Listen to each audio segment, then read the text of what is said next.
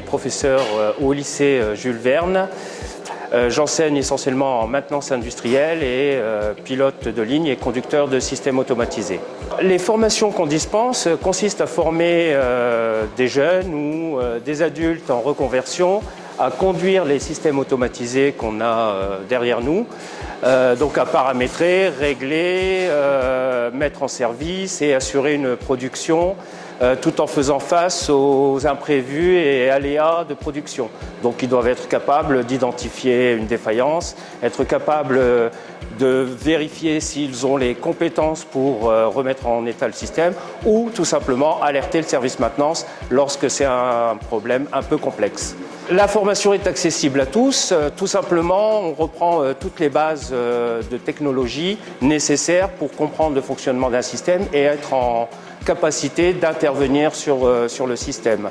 Donc nous avons, au niveau des adultes en reconversion, nous avons des gens qui sont issus du tertiaire, qui n'ont jamais fait de technologie et qui n'ont jamais vu de système automatisé de leur vie. Que ce soit la formation de conducteur de système automatisé ou de technicien de maintenance, pour les adultes en reconversion, dure en moyenne 6 mois de formation, dont 8 semaines de stage en entreprise. Dans la formation, on utilise les nouvelles technologies comme la réalité augmentée, la réalité virtuelle, l'intelligence artificielle et aussi tout ce qui est la vision par ordinateur. Au niveau de la production de pièces, on utilise aussi l'impression 3D, le scanner 3D.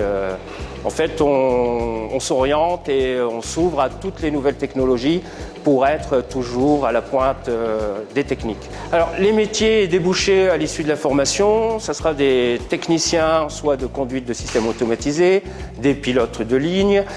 Au niveau économique, on a une reprise très importante du secteur et on a une pénurie de main-d'œuvre qualifiée dans ce domaine.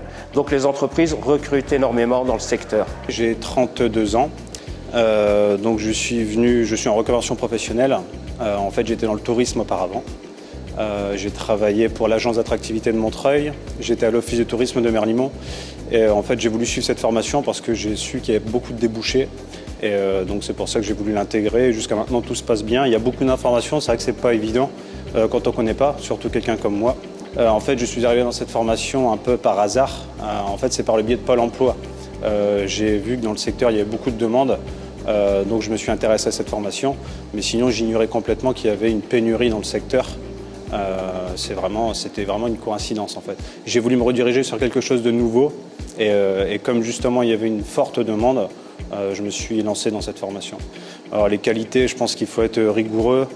Je pense qu'il faut être patient, observateur, avoir un sens de déduction et principalement un esprit d'analyse assez global.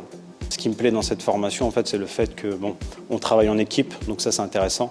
Il y a quand même pas mal de machines qui sont mises à disposition, donc ça permet vraiment de voir les différents systèmes. Encore une fois, quelqu'un comme moi qui n'y connaît rien, je peux voir un peu ce qui se fait de règle générale. Puis c'est pareil, moi j'ai fait un stage en fait, j'ai été en immersion pendant 2 mois dans une grosse entreprise, donc ça m'a permis aussi de voir encore autre chose. Donc là c'est un petit plus, c'est encore un plus. Alors moi je me vois par la suite en intégrant une entreprise, donc là j'aimerais bien intégrer BIC, l'entreprise dans laquelle j'ai fait le stage. Mais le but aussi c'est de commencer, forcément, de pouvoir exercer, de faire ce métier, donc conducteur de ligne, et pourquoi pas évoluer en entreprise, être formé en interne pour voir les différents postes qu'il y aurait à pourvoir par la suite. Moi je souhaiterais ne pas m'arrêter là en fait. Si demain l'entreprise, il y a d'autres opportunités, ça peut être intéressant aussi.